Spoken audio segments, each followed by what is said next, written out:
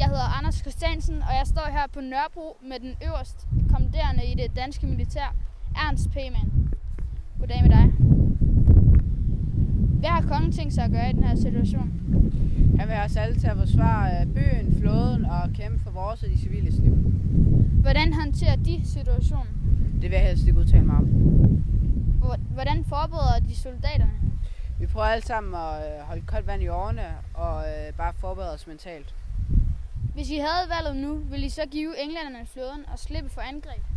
Det er svært at sige, men vi vil for alt i verden prøve at beholde vores flåde. Hvordan har du det med kongens valg?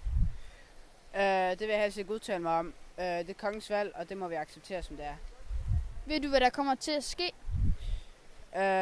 Vi ved ikke konkret, hvad der kommer til at ske, men vi ved, at englænderne har meget stort militær og en stor flåde, og de kommer efter København. Andet ved vi ikke.